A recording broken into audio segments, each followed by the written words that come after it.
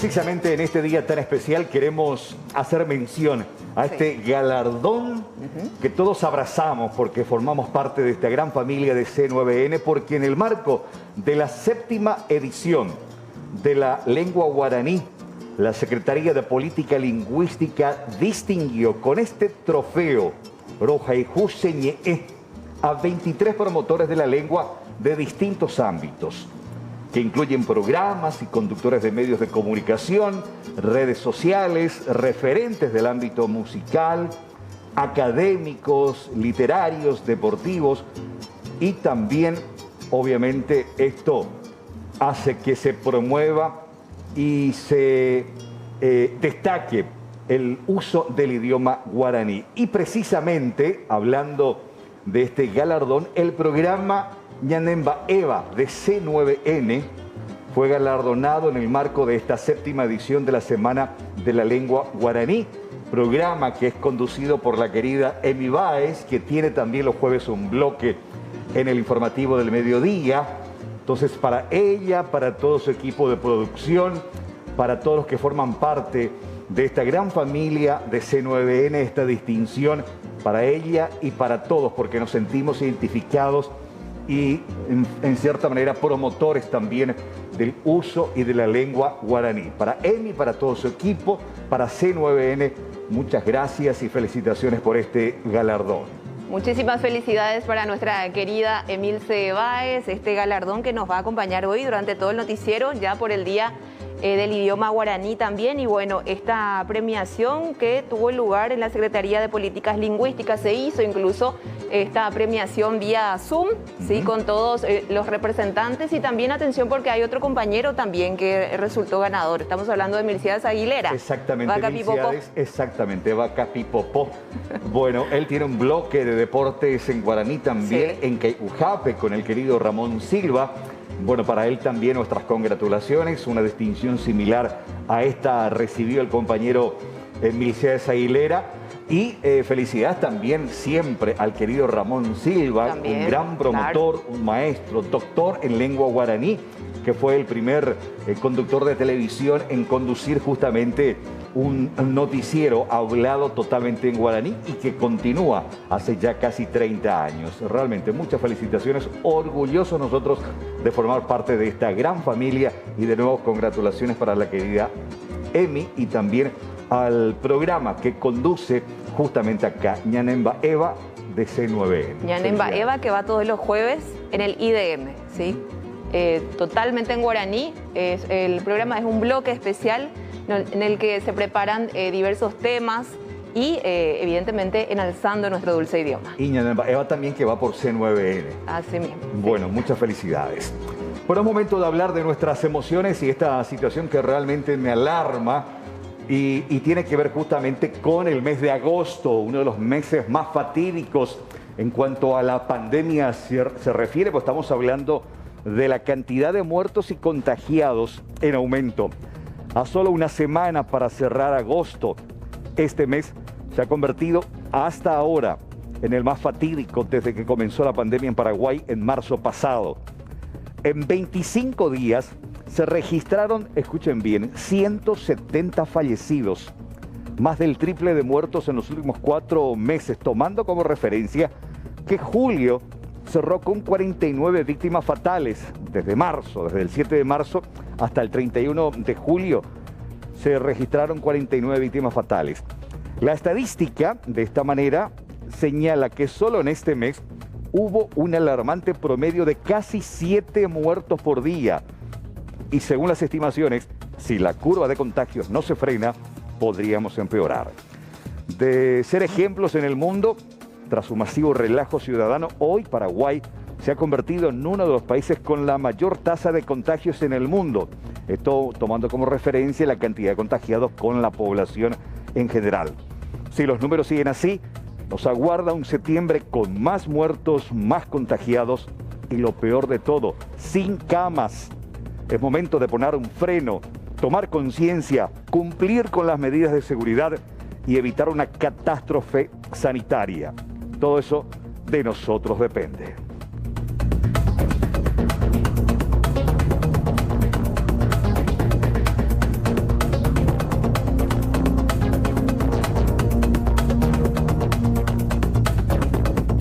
Y la siguiente historia realmente me preocupa y tiene que ver con otra niña que fue muerta y ahora resulta que fue abusada también. Ocurrió en la zona fronteriza en Pedro Juan Caballero, allí en la terraza del país. Este caso de la niña muerta con rastros de abuso que se denunció anoche en Pedro Juan Caballero. La víctima tenía apenas 7 años y la madre fue detenida para ser indagada por la fiscalía. El reporte médico señala que la pequeña falleció a raíz de una hemorragia.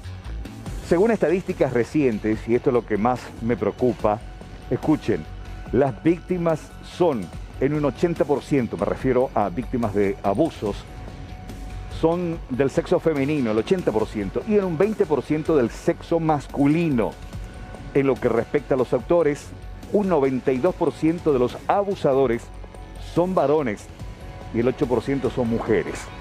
Otra cifra alarmante señala que el 85% de los casos, los agresores sexuales forman parte del entorno de la familia, del entorno escolar o gente conocida de las víctimas.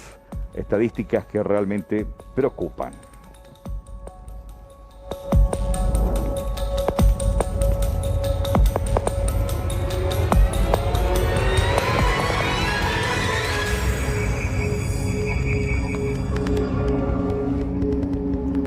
Y esta noticia me alegra porque en cierta manera va a significar una inyección económica para muchas personas que todavía continúan con la cesación de sus actividades laborales, que forma parte justamente de esta situación porque hay muchos rubros que todavía no tienen la autorización para trabajar en esta fase, por ende siguen los contratos suspendidos.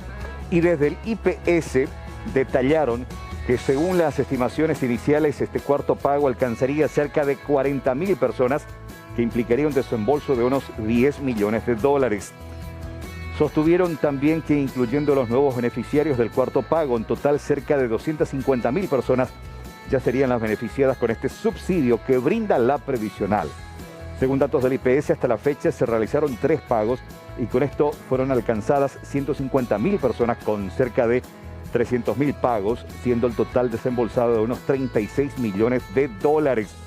Si esto continúa, la cesación de actividades, y si la cantidad no aumenta, hay posibilidades de que alcance a más personas con más pagos hasta el mes de diciembre, siempre y cuando, reiteramos, que la cantidad de cesados no aumente en cifras. Lo cierto y concreto es que congratulaciones para aquellas personas que están necesitando, que están sin actividad laboral y que a partir de hoy desembolsa IPS el 50% de un salario mínimo. Una noticia para alegrarse.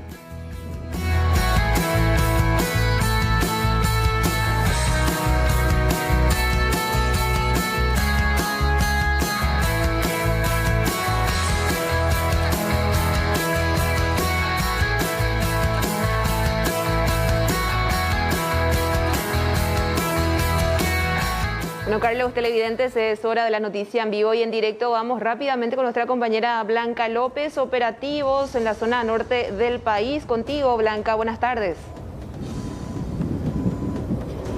Muy buenas tardes, Angie. Muy buenas tardes, Carlos. Audiencia de C9N.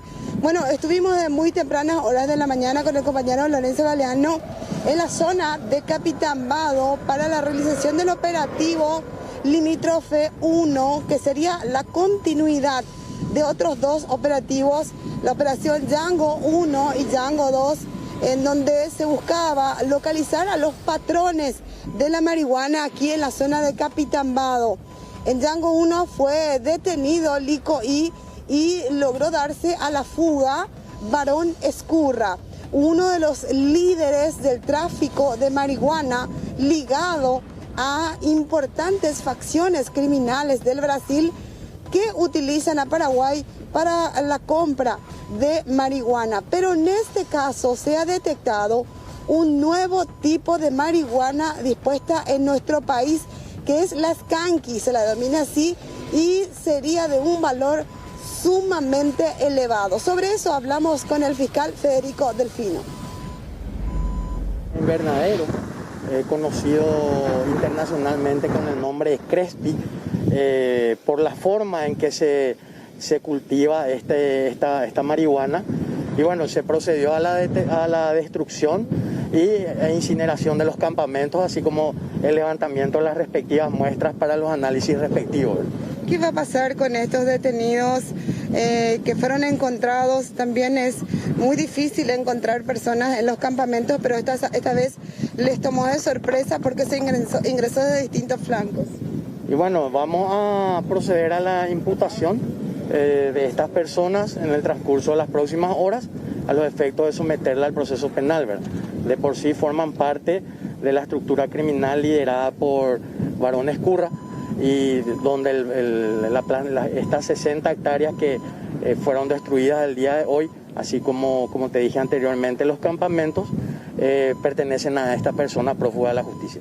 Hablamos de una estructura impresionante. Estos detenidos solamente eran unos pocos de los que estaban ahí en ese lugar.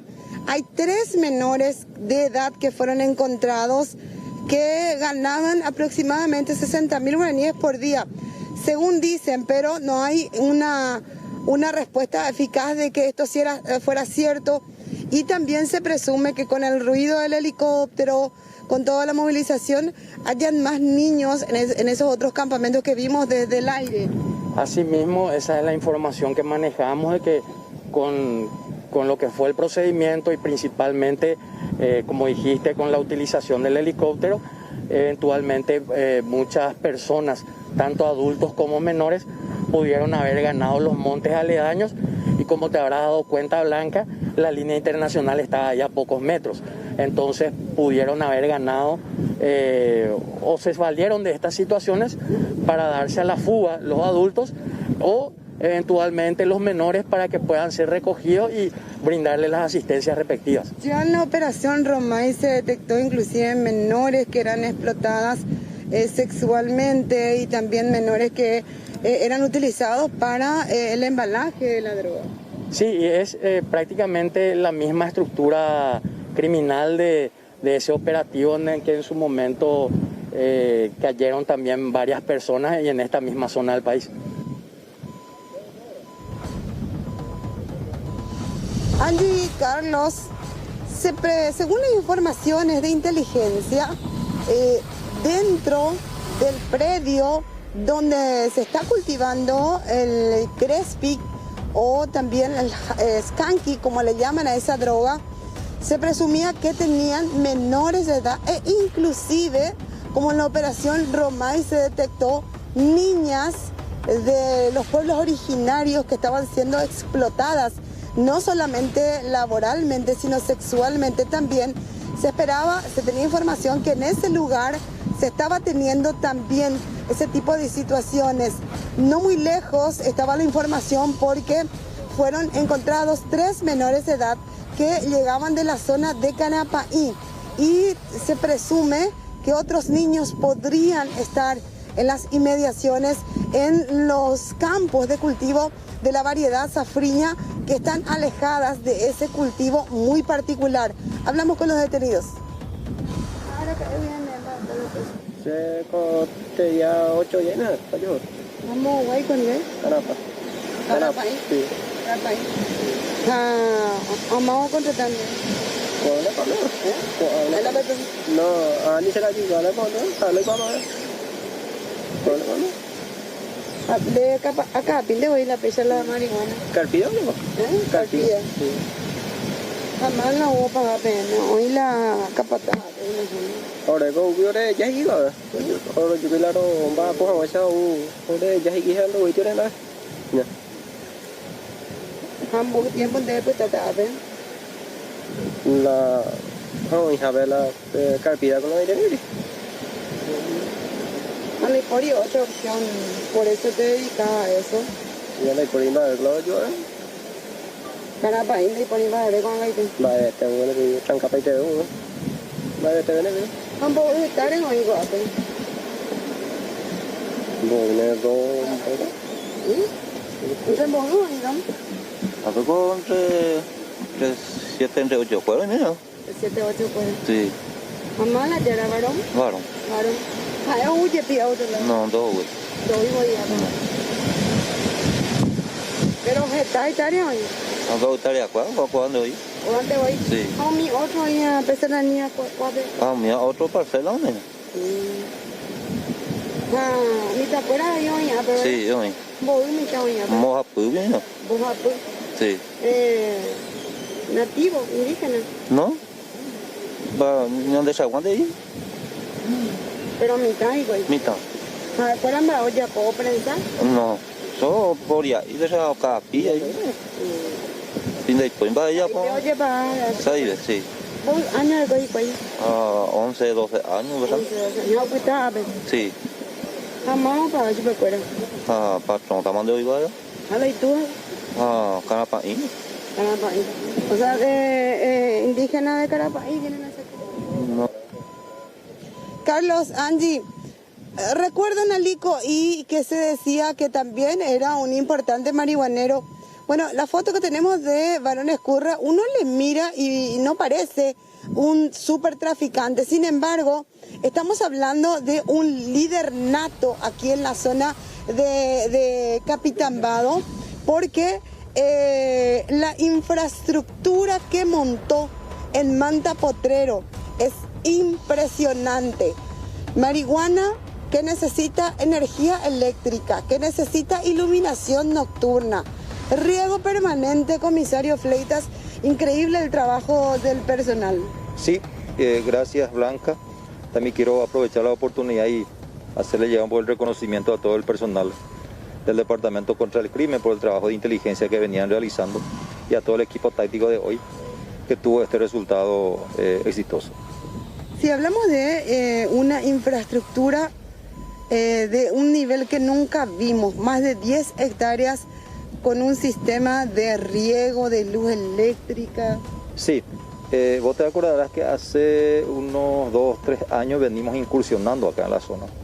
Independientemente, a veces le localizamos a los líderes principales, algunos están con heridas de arma de fuego, otros fueron capturados, algunos no están capturados aún porque no fueron localizados, pero independiente de aquello, lo importante es que el Estado con las fuerzas de seguridad ha incursionado y ha debilitado por sobre todo la estructura, la inversión importante que han hecho, ustedes son testigos, ha costado seguramente una inversión, ha llevado una inversión importante a la organización. La plantación toda la estructura que tiene, la iluminación, la cantidad de generadores, bombas de agua y otros equipos que tienen ahí y la permanente iluminación, incluso a la hora nocturna, que para nosotros los investigadores policiales este nuevo esquema de producción de marihuana es nuevo. Más de casi 100 hombres estuvieron en este operativo por el riesgo que podía haber de un enfrentamiento. Sí, siempre en esta zona siempre el riesgo está latente en un operativo como este. Así hace cuestión de un año y un poquito más, nada más tuvimos un enfrentamiento, un operativo aquí denominado Romay, donde han fallecido lastimosamente algunas personas y algunos fueron capturados. Y después otro operativo también en la misma zona donde fue detenido Lico y por otro sigue el trabajo en esta zona y prácticamente vos manejas muy bien, un poquito más a aquellos lados, a kilómetros nada más. De nuevo hoy el hallazgo de prácticamente el laboratorio de producción de marihuana. Bueno, y justamente el comisario Gilberto Fleitas, comisario general Gilberto Fleitas, años atrás había detectado ese mega laboratorio, la primera vez que se veía con el equipo del comisario Fleitas, de lo que era la marihuana marroquí, era cuando eso, ¿verdad? Sí, ese también distante de aquí a 15 kilómetros habíamos hecho un trabajo bastante importante, la cantidad de 20 personas detenidas y el nuevo, también una nueva estructura de producción de marihuana en polvo, que es denominado técnica, o sea que comúnmente como marihuana marroquí. Bueno, y aparentemente todo va conectado, comisario, porque ahí ellos tenían un químico y en el operativo Romay 2, hace una semana, al químico de aquí se le detiene. Efectivamente, Blanca y audiencia, nosotros hemos realizado un procedimiento hace una semana atrás en donde fueron aprehendidos justamente la mano derecha considerada de Barón Escurra, y también un colombiano. Este colombiano, de acuerdo a la información que tenemos nosotros, sería justamente, como le llaman ellos, el químico la persona en que se encarga, digamos, de esta nueva producción, que tiene un tratamiento especial, así como pudimos ver hoy en el campo. Bueno, y Carlos, Angie, para que entiendan un poquito, ya en el segundo operativo de Django se detuvo al químico y al financista que escuchamos en una entrevista que hacía Milciades, ¿se llamaba? Sí, Milciades, sí. Y uno de los productores con que hablamos después nos había dicho que el que le pagaba a ellos era él y que estaban hace más tiempo, hace aproximadamente 3 meses, ya internados en el lugar y que no salían del sitio. Les llevan comida y les llevan bebida alcohólica. De hecho, que estos menores de edad, ¿cuántos años tenían los que estaban ahí? Estaban entre 14, 15 y 16 años aproximadamente. Que eran los menores de edad. Ellos estaban consumiendo alcohol, estaban fumando, como cualquier otro. Por eso ahora se les llevó a Santa Rosa de la Guardia. Sí, se estaban manejando como personas mayores. Tuvo la intervención justamente la unidad de trata de personas, que fue también invitada en este operativo, atendiendo a que teníamos información de que podría haber indígenas que podían ser explotados en estos campamentos, en estos marihuanales. Y bueno, le encontramos a estos menores y bueno, ya fueron atendidos como corresponde. Bueno, pero no se descarta, de hecho, personal antinarcóticos, comisario de la Policía Nacional, está operando en el lugar, igual que el Ángel 11, el helicóptero de la Policía Nacional.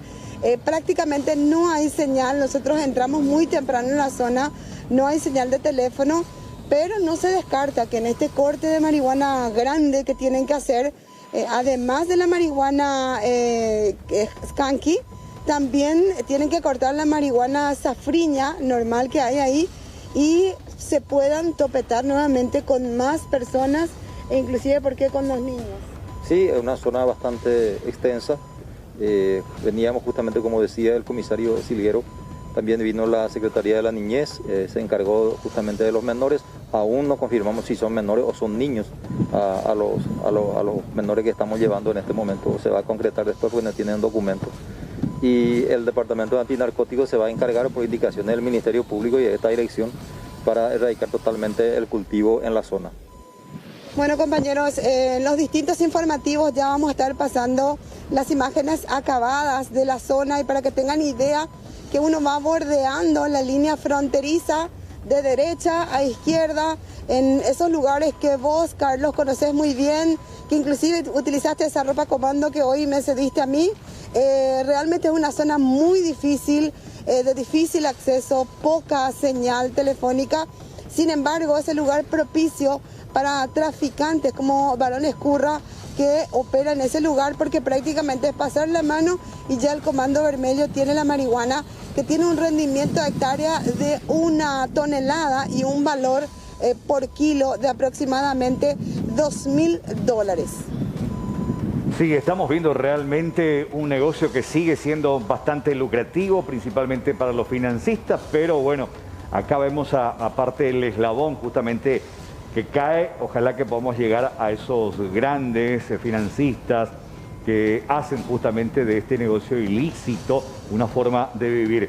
Excelente el operativo, como siempre, acorde a las circunstancias, con un verde para y ahí justamente para mimetizarse en el monte. Bueno, felicitaciones, Blanca.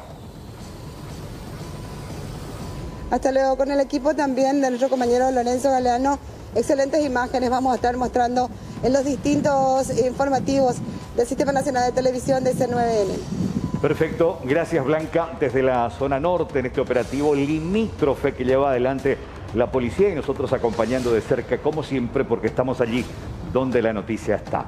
Un abrazo, Blanca.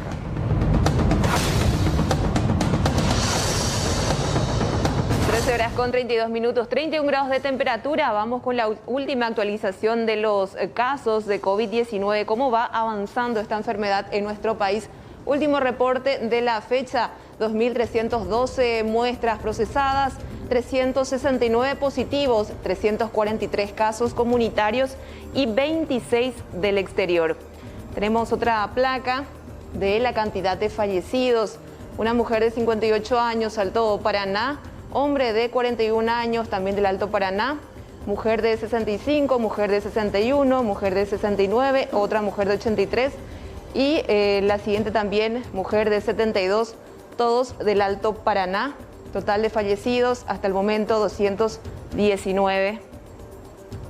Compartimos esta siguiente placa de la cantidad de fallecidos. Este hombre de 75 años, también de la zona del Alto Paraná. Una mujer de 63 del Alto Paraná. Estos últimos tres, mujer de 56, mujer de 53 y un hombre de 71 del Departamento Central. Dos hombres, uno de 81 años, otro de 89 de Asunción y de Caguazú respectivamente. Tenemos otra placa de la cantidad de internados. Atención con estos datos, 266 internados hasta el momento y 66 personas en la unidad de terapia intensiva. Seguimos compartiendo con ustedes la siguiente placa desde el inicio de la pandemia, 13.602 confirmados, 7.649 recuperados y 5.953 casos activos hasta el momento.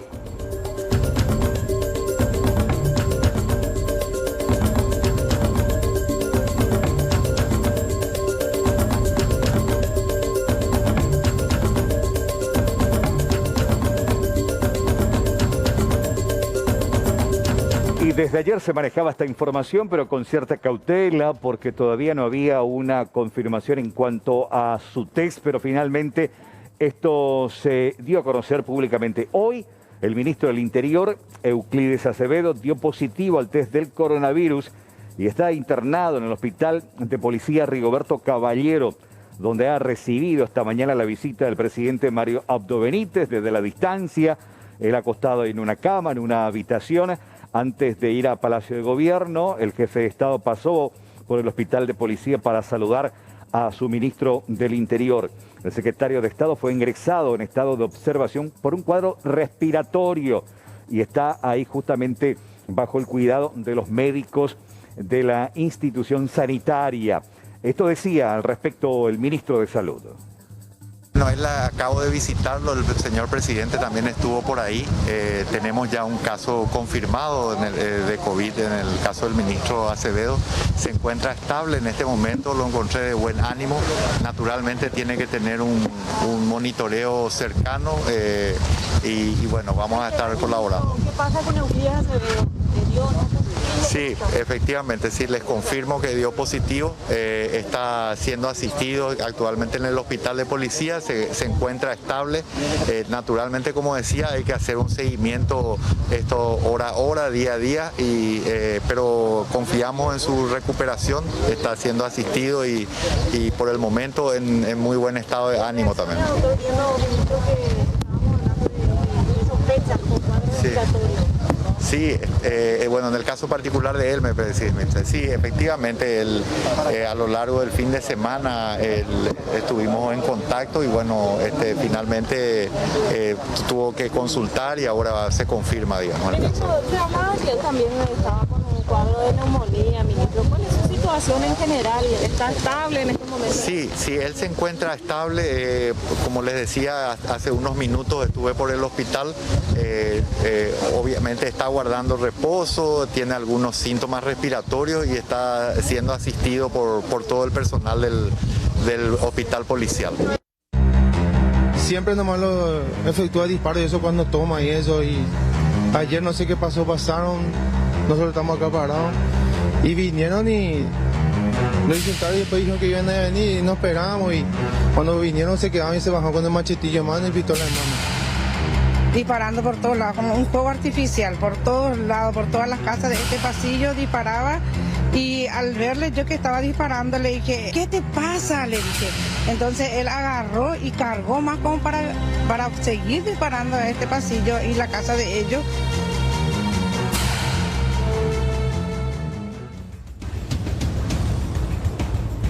Precisamente sobre esta información tenemos que hablar lamentablemente de un nuevo caso de gatillo fácil.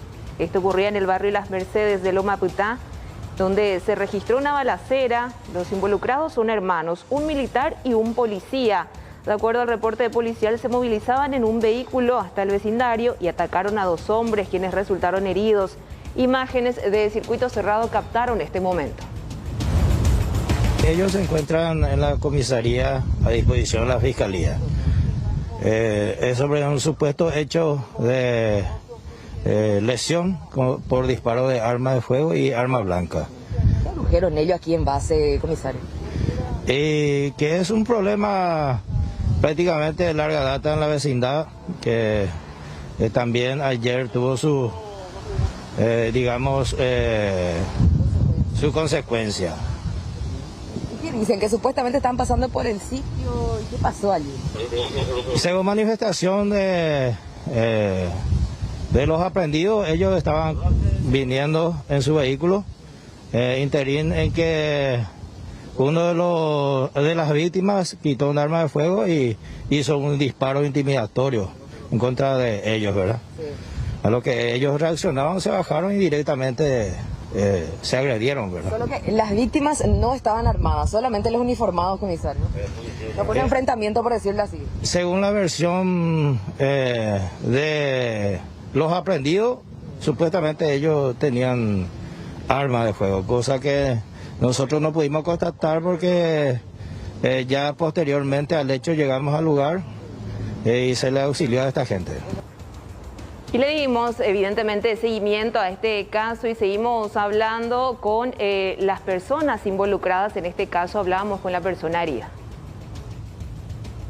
El uniformado tiene un problema ya con mi cuñado, yo no sé qué problema ellos tienen, pero ya le apuntó ya loco pistola un tiempo en la cabeza y siempre nomás lo efectúa disparos y eso cuando toma y eso, y ayer no sé qué pasó, pasaron, nosotros estamos acá parados y vinieron y lo insultaron y después dijeron que iban a venir y nos esperábamos, y cuando vinieron se quedaron y se bajaron con el machetillo en mano y pistola en mano. Y eso es lo que pasó y quisimos forcejear y en uno de esos su hermano agarra y me pega por la cabeza y el otro me dispara. ¿El que te dispara fue el policía? El policía fue el que me disparó, el morochito. Él fue el que me disparó en la espalda. Vos tenés uno de refilón en la cabeza, uno lleno en la espalda. Sí. Ahora, tu amigo. Mi amigo a Caetel recibió el machete, o sea, Caetel le clavó, o sea, con el machete de refilón y después acá según dice el que le disparó, porque acá tiene una entrada y acá tiene otra salida. Y no hace de arma blanca, hace de arma de fuego esa salida. Porque también un disparo de arma de fuego acá en el abdomen. Exactamente, sí. Porque el machetillo era así de grande, y con eso no le va a clavar así, ¿no? Bueno, pero ¿cuál fue la situación, Sergio? ¿Ellos se detuvieron porque ustedes le provocaron? ¿Cómo se dio eso? Y según dice los vecinos, dice que ellos, o sea, un muchacho acá cerca le debe a ellos y se equivocaron, dice, no sé qué pasó. Pero yo no tengo ni hijo ni voto, no estaba, o sea, yo vivo normalmente en los Ñembe. ¿Ustedes estaban armados también, Sergio, no? No. ¿Qué estaban haciendo acá enfrente ayer? Yo estaba tomando gaseosa y él estaba tomando bebida alcohólica. ¿Estaban compartiendo aquí? Estábamos compartiendo, sí. ¿Tu amigo que resultó herido dónde vive? Él vive ahí en el bajo, vive. Esa dirección. ¿Y los uniformados son vecinos acá de la zona? Sí, son vecinos, dice. Yo no le veo, le conozco así de vista, pero no le suelo ver. Cuando el muchacho que estaba con él también me gritó que le dispararon a mi hijo, yo salí. Al salir he visto el policía disparando por todos lados, como un juego artificial, por todos lados, por todas las casas de este pasillo disparaba. Y al verle yo que estaba disparando, le dije, le disparó al muchachito que estaba acá también, y ahí yo le grité, hey, ¿qué te pasa? Le dije. Entonces él agarró y cargó más como para seguir disparando a este pasillo y la casa de ellos. Entonces le dije, le grité y le dije, quédate quieto, y salí detrás de él, y cuando él se dio la vuelta, me vio, me miró la cara así, se vio en su auto y se fue. Lo comentábamos al arranque y tiene que ver con el trágico final que tuvo una pequeña de apenas 7 años. Esto ocurrió en la zona de Pedro Juan Caballero y según los médicos, pues víctima de abuso sexual. La pequeña murió desangrada ayer al mediodía en el hospital regional. Su madre está detenida por disposición fiscal para las averiguaciones y determinar quién fue el agresor sexual. En el Hospital Regional de Pedro Juan Caballero se confirmó la muerte de la niña de 7 años. Prácticamente había llegado sin signos de vida, debido a la profusa hemorragia que sufrió como consecuencia de lesiones en las partes íntimas, producto de abuso sexual. Sí pudimos constatar sangre dentro del intestino grueso y el intestino delgado, desde la región del recto incluso. También ya en el examen preliminar, en el examen externo de la víctima en el hospital, junto con el personal de pediatría de ese servicio y el personal de ginecología, pudimos constatar un desgarro o 3 desgarros importantes a nivel del recto, uno de ellos más profundo, y también la presencia de líquido sanguinolento, de sangre emanando por vía vaginal. También pudimos constatar la desfloración del himen de larga data en la niña, ¿verdad? Pudimos constatar lesiones antiguas de desfloración a nivel del himen, ¿verdad? Lo que habla de relaciones anteriores y recientes. La versión de la madre inicialmente es que la niña habría caído de la cama y se golpeó. Sin embargo, esta hipótesis se contradecía por completo con el contundente reporte forense, que refiere a un sistemático abuso sexual que venía sufriendo la criatura en el seno familiar. El fiscal Álvaro Rojas dispuso la detención de la madre, sindicada en principio por violación del deber de cuidado, y soportará imputación por dicho delito. En tanto, el padre biológico es buscado como principal sospechoso del abuso sexual que derivó en muerte. Apuntan directamente como de ser responsable de este hecho al padre, en este caso, quien hasta el momento no se ha hecho presente en el lugar, es decir, en la casa, luego de ser informado de lo que había sucedido. Por otro lado, también se están realizando otros trabajos en el sentido de corroborar algunas informaciones que ya tenemos indicado conforme a los indicios recolectados, y principalmente evaluaciones de psicólogos que están trabajando en este momento con respecto a las demás niñas que son hermanas de la víctima fatal. La información preliminar que el día de ayer teníamos es que él había estado en la casa días atrás, cosa que la propia madre de la niña había negado, había ocultado esa información, al igual que las otras integrantes de la familia. Todo apunta al entorno familiar. El día de ayer nosotros nos constituimos en dicho domicilio a corroborar tales situaciones y estamos en procura ya tenemos los datos reales del padre y estamos en procura de tratar de ubicar a este señor, ya que hasta el momento no está apareciendo. Esta persona se encontraría por la zona de Sargento José Félix López, es Puentecillo. Lo que nosotros presumimos es que él trabajaría en un cultivo de marihuana. Para los investigadores, ¿cuándo fue la última vez que el padre de la criatura estuvo con los familiares? Nosotros estamos corroborando tal situación, tenemos la información y vamos a demostrarlo científicamente que este señor se encontraba hace aproximadamente 8 días en dicho domicilio. Otras hermanitas de la víctima fatal también serán evaluadas, pues no se descarta que igualmente hayan sido abusadas. El hecho generó consternación en la comunidad de La Mambay, que exige justicia para la inocente víctima y el castigo ejemplar de los involucrados. Carlos, finalmente, digamos, prácticamente aquí en nuestro país se termina la novela de Ronaldinho, ya con su ida, también en compañía de su hermano. Lo cierto es que este proceso va a continuar, pero él ya en Brasil. Exactamente. Hoy partió mediodía rumbo a Río de Janeiro con su hermano y su abogado que vino, se instaló y acompañó de cerca este proceso que ayer terminaba justamente con la decisión del magistrado que llevó esta causa y que determinó que podría finalmente ya viajar y quedaba en libertad. Mariano López acompañó de cerca esta historia. ¿Cómo te va, Mariano? Buenas tardes. Hola Carlos, ¿cómo le va, señores? Saludos a usted, a Andy, a todos los televidentes. Efectivamente, pasadas las 12:30 finalmente partió esta aeronave que llevaba, además de la tripulación, piloto copiloto paraguayos, llevaba a Ronaldo de Asís Moreira, Roberto de Asís Moreira y el abogado de ambos, un abogado de nacionalidad brasileña. Los 3 pasajeros con destino a Río de Janeiro, como les decían, partieron después de las 12:30 con un absoluto hermetismo. Se manejó todo lo que respecta al protocolo para que puedan abordar la aeronave y ya posteriormente tomar vuelo. Hicieron ciertamente el trámite correspondiente ante la Oficina de Migraciones dentro del edificio principal del Aeropuerto Internacional Silvio Pettirossi y ya posteriormente volvieron hasta el Hangar 69, es el nombre de esta empresa privada que se encargó de ceder el espacio físico a su vez a la empresa Royal, propietaria de esta aeronave bastante lujosa en la que partieron los hermanos y el abogado. Ciertamente un grupo de personas pudo acceder hasta el edificio donde se encontraba esta aeronave. Entendemos que accedió Ronaldinho a una foto grupal con estas personas y ya posteriormente, sin demasiados trámites, sin tantas vueltas, subieron a la aeronave y levantaron vuelo rumbo a Río de Janeiro. Algunas particularidades en torno a ese hermetismo: ya cuando salía del hotel, creo que también tenemos esas imágenes del momento en que salía del Hotel Palmaroga sobre la calle Palo en el microcentro de Asunción. Ven ustedes de qué manera salía, apenas se levantaba el portón del estacionamiento de este hotel. Tanto fanáticos como periodistas incluso se arrimaban sobre el automóvil, este automóvil bastante lujoso que sería también prestado por parte de un futbolista paraguayo. No hubo caso, Ronaldinho no bajó en ningún momento el parabrisas, solamente desde allí levantaba la mano y de esa forma saludaba a los fanáticos que fueron a esperarlo al hotel.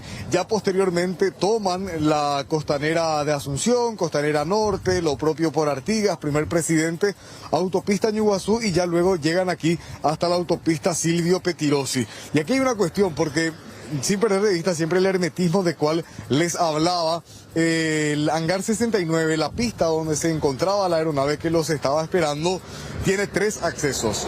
Entonces nosotros, junto a todos los otros compañeros de medios locales, medios también internacionales, con sus respectivos corresponsales asignados aquí en el país, estuvimos, por así decirlo, en el otro extremo hacia la aeronáutica.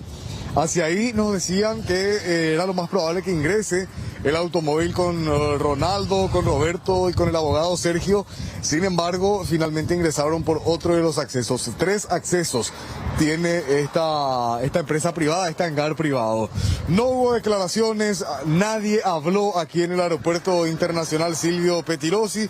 Simplemente pudimos acceder a esas imágenes y de hecho ven ustedes las imágenes, ¿no?, del momento en que la aeronave sale nuevamente de detrás del edificio, porque también, siempre hablando del hermetismo, la aeronave fue colocada, por así decirlo, detrás del edificio, obstaculizando de esa forma la visual de las cámaras de nuestro canal y las cámaras de todos los medios que se encontraban aquí. No pudimos ver el momento en que Ronaldinho siquiera subía las escaleras para ingresar a esta aeronave. Y haciendo un poco de paralelismo, ¿qué situación, Angie, Carlos, televidentes, cuando meses atrás Ronaldinho visitaba nuestro país, era recibido por varios ídolos en medio de aplausos, fotografías, en un ambiente totalmente festivo? Sin embargo, hoy se retiraba de esta forma, donde no lo pudimos ver y tampoco pudo despedirse de los fanáticos aquí en el país. Al menos no dio ningún tipo de declaración. Tal vez uno puede suponer del hartazgo, ya harto de toda esta situación, prefirió seguramente hacer los trámites, hacer lo propio y ya, como se dice en términos mucho más coloquiales, se mandó mudar. Se retiró, voló de Paraguay rumbo a Río de Janeiro, según nos confirmaban la hoja de vuelo. Respecto al proceso judicial, así como lo explicaba Angie, sigue esta causa abierta, hay todavía mucha tela que cortar, la investigación sigue, Dalia López continúa prófuga, pero respecto a Ronaldo de Asís Moreira y Roberto de Asís Moreira, tenemos que mencionar lo que tiene que ver con la multa impuesta por parte de la justicia paraguaya. $200.000. $200.000 suma la multa a los hermanos. Por un lado, Ronaldinho, $90.000, $60.000 que van a ser destinados a la cuenta del Hospital de Clínicas, $30.000 a la campaña Todos por Bianca, esta campaña que busca justamente ayudar a la pequeña con problemas de atrofia muscular. Mientras que su hermano, Roberto de Asís Moreira, tuvo que depositar $110.000, imagínense, $110.000, y respecto y conforme, digo bien, a la imposición del juez Gustavo Amarilla, ese dinero, $110.000, va a ser destinado a la cuenta vía BNF del Ministerio de Justicia y tendrá que ser utilizado para compra de insumos, equipos de protección para las cárceles del país, tanto para agentes penitenciarios y personal de salud que eventualmente tenga que trabajar dentro de las cárceles, conforme a lo que explicaba el magistrado al momento de leer estas medidas impuestas tanto a Ronaldinho como a su hermano Roberto Carlos Áñez. Y es eso lo que tenemos. Acá tenemos vista de algunos aviones ya en otros hangares privados. Simplemente eso y nada más que esto. Esperábamos y teníamos la esperanza, Carlos, déjame hablarte de manera muy personal, teníamos la esperanza de que Ronaldinho en algún momento pueda asomar, bajar por lo menos la ventanilla del vehículo, o cómo es el saludo el saludo con la mano que suelen hacer incluso artistas internacionales, ¿verdad? Cuando llegan o cuando se retiran de algún país. Esperábamos poder captar esa imagen, sin embargo, no sé si muy enojado, tal vez Ronaldinho se retiró de Paraguay sin siquiera despedirse, compañeros. Ya no quería saber más nada, aparentemente, niño. Ella se quería ir, él a su país, definitivamente. Y bueno, va embora como dirían, como diría la frase. Es así, ya está. Entiendo, según lo que me han contado, porque nunca viajé a Río de Janeiro, 2 horas en promedio aproximadamente las que estaría demorando para ya arribar allí en Brasil. En cuestión de minutos, él está en pleno vuelo a estas horas en este avión privado, que es un Citation, vi que es un avión muy lujoso para 10, 12 personas. Sí. Hace un vuelo privado, se alquiló. De hecho, comentar también, Mariano, él había depositado, recuerdan ustedes, más de $1 millón en la cuenta del BNF para lograr precisamente, que era una caución real, para lograr esta medida alternativa de poder hacer prisión domiciliaria. Esa plata estaba depositada en el BNF y aparentemente, de acuerdo a los registros y a las informaciones, de esa cuenta se extrajo lo que finalmente ellos terminaron pagando como una cuestión punitoria, tanto 110.000 su hermano como 90.000 él. Estamos hablando de $200.000 distribuidos en guaraníes, decía ayer el juez, el cambio actual guaraníes, y el resto presumo que ya se le habrá devuelto a la cuenta de Ronaldinho. Una vez cumplido esto, con todos los detalles, justamente estamos viendo la imagen cuando estaba partiendo ya el avión, este avión privado, alquilado, un vuelo charter, y bueno, yo creo que en un par de minutos más ya va a estar arribando al aeropuerto de Río de Janeiro y volver a casa después de un buen tiempo, 5 meses. Sí, de estar recluido acá en Paraguay. Lo que iba a ser 4 días de visita terminó en 5 meses.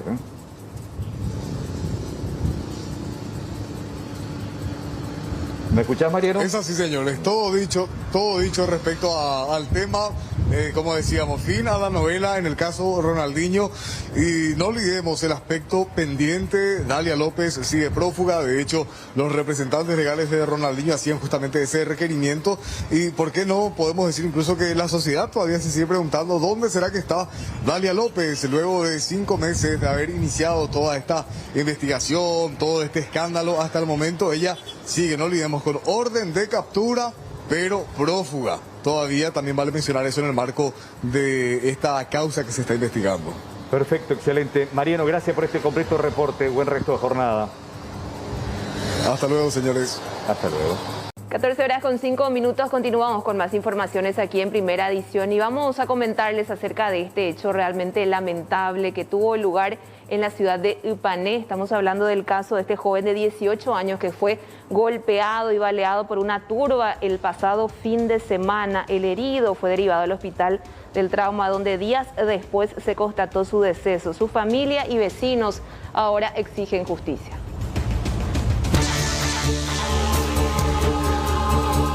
Un joven de 18 años perdió la vida tras ser golpeado y herido de un balazo en la cabeza. El joven fue derivado hasta el hospital del trauma, donde se constató su deceso. Lastimosamente tuvimos una pérdida muy grande. Para mí es una pérdida demasiado grande, a costa que el muchacho no es de acá. Ellos vinieron en un cumpleaños el sábado a la noche y había sido que había demasiados muchachos tipo barra brava, grupos que se enfrentaron. Es lo que corre la versión, ¿verdad? Yo no estuve ahí, pero Este muchacho pagó el plato roto, como se dice, porque hubo mucho disparo de por medio y una bala fue lo que impactó en su frente.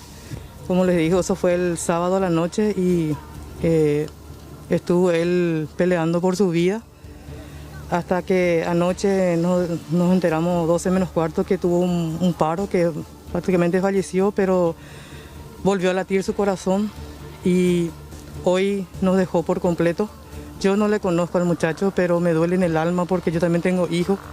Yo, por ejemplo, llamé a la comisaría a las 11 y alguito, ya comuniqué lo que estaba pasando, sin que haya todavía bronca ni nada, pero pidiendo que venga por la aglomeración de gente que había.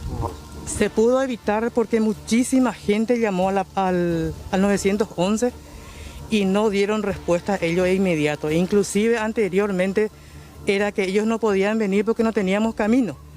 Hace 8 días que inauguramos un flamante puente que en 5 minutos pudieron haber estado acá. Y se pudo evitar esta tragedia, se pudo evitar. Según la presidenta de la comisión, llamaron varias veces a la patrullera, pero esta no llegó hasta que sucedió el lamentable episodio.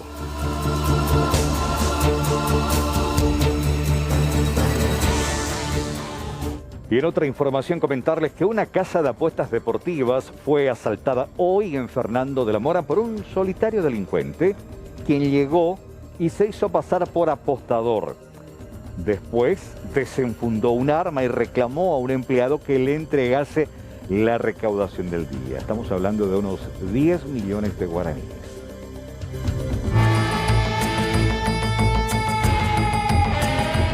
En horas de la tarde del lunes pasado, una persona de sexo masculino llegó hasta este local de apuestas, supuestamente haciéndose pasar por cliente. Una vez adentro, desenfundó su arma y exigió al encargado para que entregue toda la recaudación de la semana, consistente en 15 millones de guaraníes.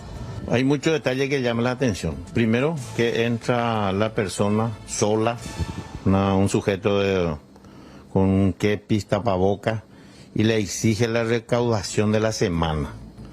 Son detalles que manejaba por lo visto y que ingresa exclusivamente con esa información y le exige a la persona que la atiende ahí a que le entregue todo el dinero que tiene de la semana.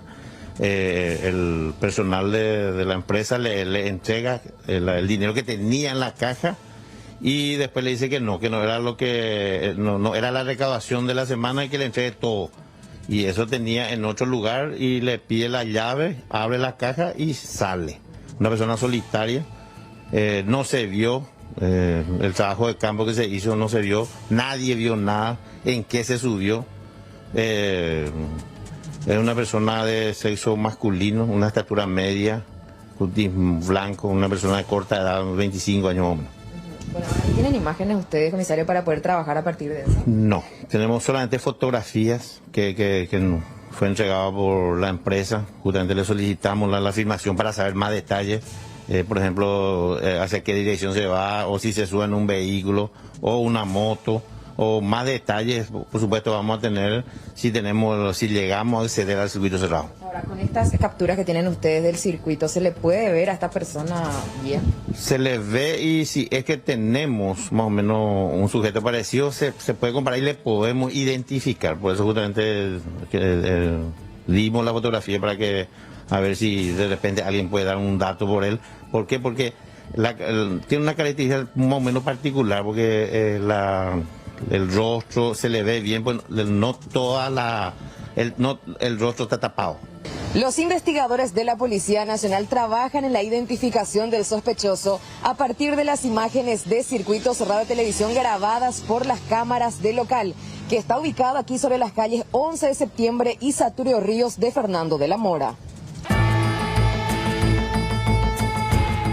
Seguimos hablando de este tema sanitario que preocupa y bastante, y hablemos acerca de la reunión que tuvo ayer el ministro Julio Mazzoleni con gremios médicos, científicos y también profesionales de la salud. Le señalaron falencias con el testeo del COVID, dificultades en la distribución de insumos para el personal de blanco, fortalecimiento de hospitales regionales y también lo que tiene que ver con las demoras en los procesos licitatorios.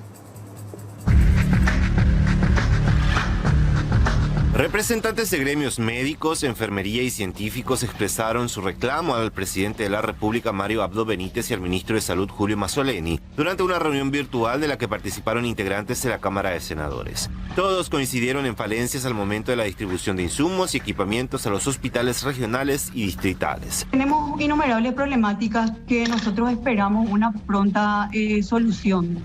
Lo venimos diciendo ya hace tiempo, no solamente ahora en la pandemia, sino que desde varios años, donde nosotros necesitamos que hoy se fortalezcan los hospitales regionales, también los hospitales distritales. ¿Por qué? Porque no solamente estamos con la pandemia, sino que históricamente existe una deuda. Estos hospitales no son resolutivos, no cuentan con la suficiente cantidad de profesionales, de infraestructura, muchos de ellos, y también de tecnología. La mayor parte de ellos tienen el tomógrafo descompuesto, que son soluciones que se pueden dar y necesitamos que funcionen para darle solución a la región, al departamento. ¿Por qué? Porque eso significa que todos esos pacientes deben ser trasladados a capital o al departamento central. Si llegamos a un pico de la pandemia, esos pacientes también van a morir, pero van a morir de COVID y de no COVID.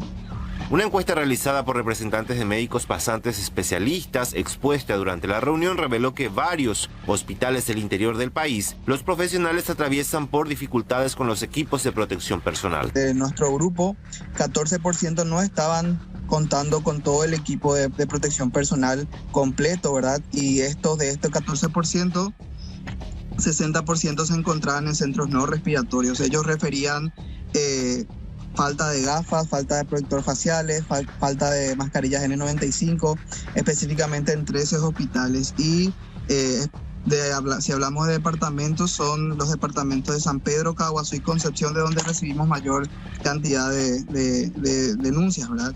Ellos referían que había una limitada disponibilidad, una falta de organización para la distribución en sus hospitales y el equipo de protección destinado solamente a los centros respiratorios, lo cual tenemos que replantearnos, creo yo, desde el punto de vista que ya estamos hablando de una transmisión comunitaria sostenida. Entonces yo creo que todos los hospitales dependientes del ministerio deberíamos contar en todas las áreas, ya sea unidades de salud familiar, ya sea hospitales respiratorios y no respiratorios, con el equipo adecuado para evitar justamente el contagio en el personal de blanco. A su vez, la senadora Desiree Masi sostuvo que una de las principales falencias durante esta pandemia se da con el proceso de testeo, que es uno de los principales pilares para realizar el seguimiento de los casos.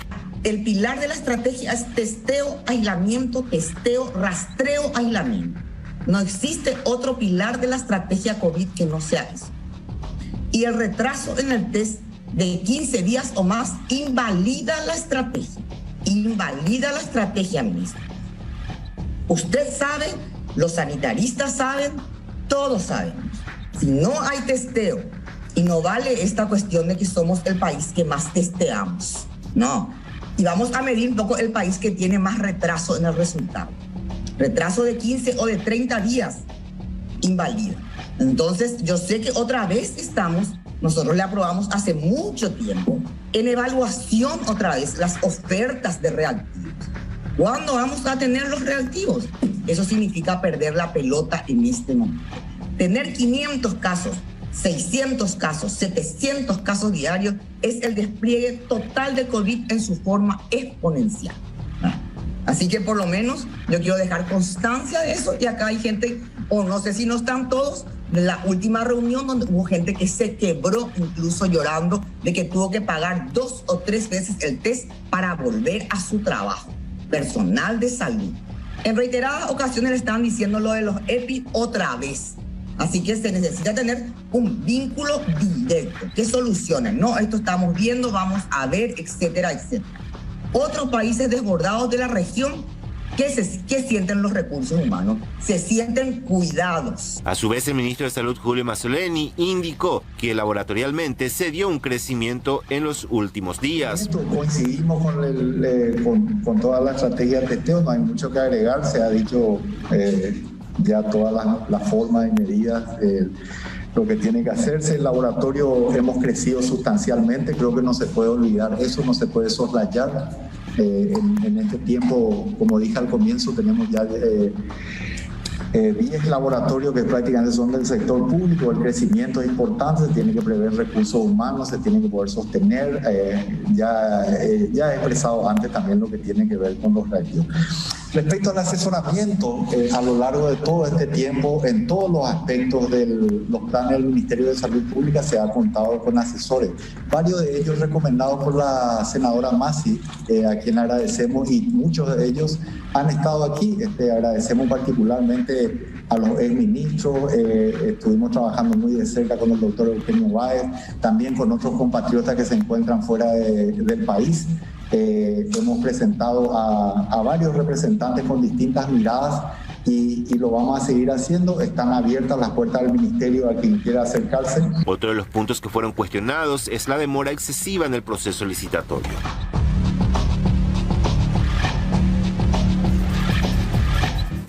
Vamos a hablar de esto que ocurría y tiene que ver justamente con un voraz incendio. Estamos hablando de este siniestro de gran magnitud que se desató en la zona de Parques del Guairá, allá en la culta Andariega Villarrica. Bomberos tuvieron que hacer una ardua tarea para sofocar las llamas durante aproximadamente 4 horas.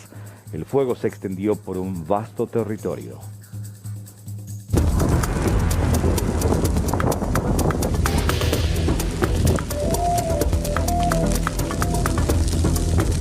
Foco de incendio se registró esta vez en Parques del Guairá, Villarrica. Bomberos negros y amarillos pudieron contener las llamas de casi 4 horas, que amenazaba con seguir extendiéndose a otros predios. Que todavía no vimos lo que sería, cuál sería culpable ni demás, ¿verdad? Pero se escucha versiones de que fue provocado y entonces se va a estar viendo eso, ¿verdad? La verdad que no podemos confirmar todavía. Sí. Hubo 2 grandes heladas importantes, ¿verdad? En todo este tiempo que secaron mucho. Y también la cantidad de vegetación que hubo y digámosle material que se podía quemar, y a eso le sumaba el factor viento, ¿verdad? Que el viento estuvo muy fuerte. La velocidad del viento fue la que prácticamente ayudó a la propagación del incendio. Pobladores resaltan que la quema de pastizales es una práctica común que sigue poniendo en peligro a toda la comunidad. Yo creo que no es la época de incendio, yo creo que es la práctica de quemar los campos. Ese es el problema. No es que esto no viene de, no sé, esto es porque se queman los campos, ¿entendés? Y estamos en un área urbana y esta práctica se tiene que superar. Y las autoridades, la fiscalía, la policía tienen que actuar. Pero como sabemos acá, a nadie le calienta. Eso es lo que pasa. Y esta ya es una zona ya bastante poblada. Es una zona urbana. Mira, yo te decía una cosa, hace 2 años el fuego llegó a toda esta parte. Imagínate, ahora hay casas acá. Si el viento da en esta dirección, a lo mejor hay casas que están apeligrando. O sea, estamos en una zona urbana, es algo inadmisible. Esta no es la primera vez que se genera un hecho similar. Los afectados lamentan que no haya conciencia en la ciudadanía en general para evitar las quemazones, que terminan perjudicando no solo lo poco de naturaleza que queda, sino también la salud de todos.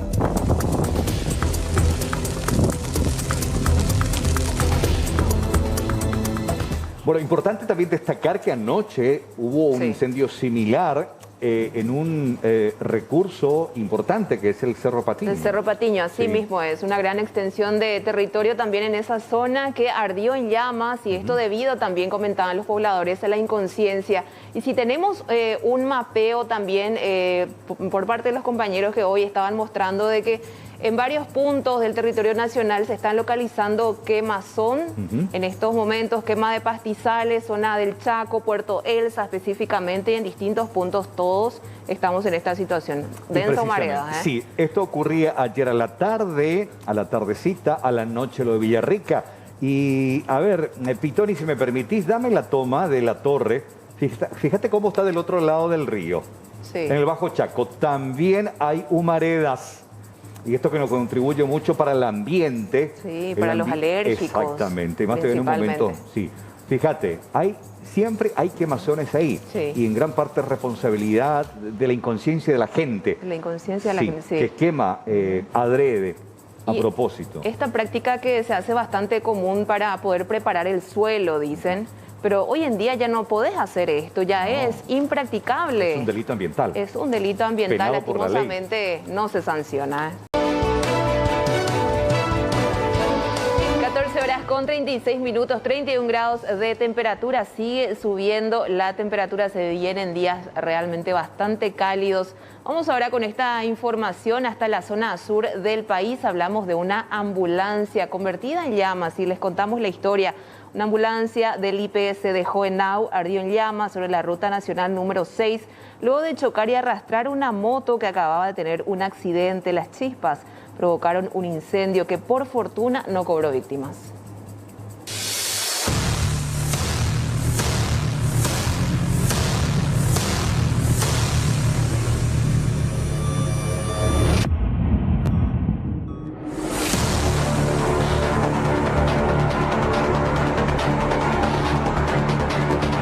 En estas condiciones quedó la ambulancia del IPS luego de incendiarse. Esto tras arrastrar aproximadamente 300 metros esta motocicleta que se encontraba tendida en el pavimento.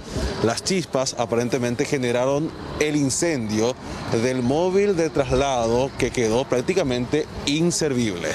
Sí. Un impacto, ¿verdad? Un impacto muy fuerte que le asustó a todos los chicos. Y cuando llegaron ya, ¿qué encontraron? Y estaba todo incendiado, la moto, todo. Apagando fuego aquí y allá. ¿Viste si hubo heridos? No. No. El chofer hizo una maniobra, ¿cómo seguramente? La verdad que eso no he visto. Yo nada más he visto que mi marido y el chofer estaban apagando fuego y todo lo demás. Y muy guapo el chofer porque manejó muy bien. A pesar de las circunstancias, ¿verdad? A pesar de las circunstancias, gracias a Dios, ningún herido, nada. ¿Cómo fue? ¿La moto estaba en el pavimento? ¿La moto estaba en la calle? ¿Cómo fue? No sé, la verdad que no. ¿Te escucharon ya nomás? Nosotros estábamos escuchando nomás y comentábamos. Un accidente de tránsito acá, la ambulancia chocó de pleno por lo que es una motocicleta, ¿verdad? Arrastró como 300 metros al lugar y producto de eso se hizo una fricción ahí abajo y produjo un principio de incendio acá en la ambulancia, como ustedes ven acá. La moto estaba en el pavimento, ¿a consecuencia de qué estaba? Según relatan, estaba dirigiéndose hacia Encarnación cuando de repente otro vehículo frena y luego de eso la ambulancia no pudo más frenar y llevó con todo ya a lo que vemos la motocicleta. ¿Se tiene datos si hay heridos, si no hay heridos? Se trasladó una persona en nuestra ambulancia en la M102 al hospital regional y con pronóstico reservado hasta el momento. Estamos recabando también los datos para hacer nuestro informe final también. Una ambulancia del IPS también estuvo viniendo al lugar y pudo trasladar a la otra persona. ¿Esta ambulancia de qué distrito es? Disculpe, ¿de qué sector es? De IPS. De IPS, de IPS. Sí, creo que es de Encarnación, creo que. La persona trasladada en el móvil de los bomberos era el motociclista. El motociclista, así mismo también estaba otra persona en el lugar. Por eso estamos recabando datos de cómo sucedió bien así para hacer nuestro informe final de cómo sucedió esto. Luego del hecho, varias personas fueron trasladadas hasta diferentes nosocomios para ser atendidas. Afortunadamente no hablamos de víctimas que lamentar.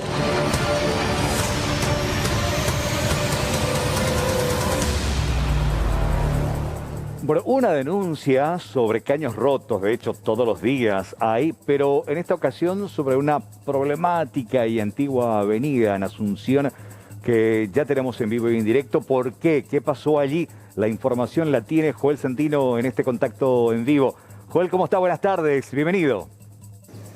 Gracias, compañeros. ¿Cómo están? El saludo cordial a ustedes y a la teleaudiencia. Bueno, en horas de la mañana de este martes ocurrió un accidente aquí a causa de la ruptura de un caño, del caño principal perteneciente a la ESAP, sobre la avenida José Falcón, en el barrio Tacumbú. Si les digo José Falcón, estamos hablando de la avenida 21 Proyectadas, conocida de esta forma. Este colectivo de la línea 13 circulaba sin pasajeros y aparentemente ya había un hundimiento de la capa asfáltica debido a esta ruptura, que ya por cierto arrojaba una buena cantidad de líquido. Por eso también aquí se encuentra esta cantidad de tierra, de arena. y no, obviamente por el líquido no se percató aparentemente el chofer del colectivo de la línea 13 y vino a parar y salió totalmente la rueda, compañero, salió totalmente la rueda. Ya están trabajando funcionarios de la Municipalidad de Asunción, como así también de ESAP, en este problema. Todo prácticamente, la avenida en sí se paralizó, al menos con la intersección Independencia Nacional. Estamos a una cuadra del Cementerio del Sur, así también para la gente que va a transitar por aquí, tenga en cuenta esto, que bueno, un trabajo de una hora y ya posiblemente ya se liberaría este lugar. ¿Cuál fue el problema, amigas? ¿Usted qué es de la SAP? ¿O alguien de la SAP? El encargado. ¿Usted es el encargado, señor? Pero ¿cuál es el problema nada más? El problema, sí, ¿cuál fue el problema? Ruptura de caño, ¿no? Sí, ruptura de cañería. Cañería principal, ¿es señor? La tubería principal. ¿Y esto ocasionó problemas para la gente que se encuentra aquí alrededor? Y, o sea que la falta de agua, sí, a consecuencia de la rotura tienen falta de agua. ¿Y hace cuánto tiempo está así, señor? Y mira, me dijeron que a partir de las 8:30, no sé, que estaban con el problema de la falta de agua y a consecuencia de la rotura que está ahí. ¿Vinieron para ver cuál era el problema y se encontraron con esto, señor? Exactamente así mismo. Encontramos que la rotura principal ahí sobre 21 Boyotá y Independencia y Nuestra Señora. Independencia y Nuestra Señora. Sí. Entonces, ¿se normalizaría el servicio en cuánto tiempo usted le estima? Y máximo una vez que saquen el vehículo de acá, en 3 horas máximo. Máximo. Para horas de la tarde ya se entiende. Claro que sí. Para la tarde sí, ya va a estar subsanado. ¿Y cómo es el trabajo de reparación, señor, de la capa asfáltica? Y queda a cargo de la municipalidad. Nosotros reparamos y queda a cargo de la municipalidad. Ya vinieron toda la gente de la municipalidad para ayudarnos. Ya están toditos allí. ¿Su nombre, señor? Edgar Ortiz. Edgar Ortiz, ¿usted es representante de la ANDE? ESAP. ¿De la ESAP? Sí, ESAP. Muchas gracias por esa corrección. Bueno, dentro de 3 horas aproximadamente ya se normalizaría nuevamente el servicio de agua potable. Y bueno, historia repetida, compañeros. Un problema de cañería, hundimiento de la capa asfáltica y nuevamente después corre a cuenta de la municipalidad la reparación de la misma. Y es lo que siempre se dice, ¿no? ESAP viene, repara caños y nuevamente el asfalto sufre las consecuencias de esa reparación, ¿verdad? Y hace poquito nada más que la avenida 21 Proyectadas se recapó totalmente en toda su extensión, se encuentra totalmente renovada, pero bueno, en este punto con la intersección con Independencia Nacional, a una cuadra del Cementerio del Sur, se encuentra este problema que bueno, esperemos pronto se normalice. Amigo, usted es el chofer, ¿cómo fue que pasó, señor? ¿Cómo? Y viste que lleno de agua había acá y no se ve pues el pozo que había. Y yo vine despacito y hice que la rueda delantera, ya viste ya luego dónde se cayó. ¿Tenía pasajeros, señor? No, sí, tenía pasajeros. Pero no pasó nada hubo herido porque despacito fue el susto nomás, nada más. ¿Esto qué hora había pasado, señor? Las 8:10 de la mañana. ¿Vos estabas comenzando tu jornada? Sí, a las 7:10 comencé de allá y acá a las 8:10 estaba por acá. Señor, hace poquito nada más se recapaba todo otra vez venía un proyecto y tiene este problema. Ya viste, ya el trabajo de la ESA es el problema. Y casi toda Asunción ese es el problema. ESA es el problema. No es la municipalidad, ESA es la... ¿Y como vos todos los días venís y transitar acá, cómo veías la avenida 21 Proyectadas? Y estaba bien. Pero este fin de semana ahí se trabajó. Y a raíz de eso es lo que se compuso esta parte, no sé cómo es, pero... Amado Rivas.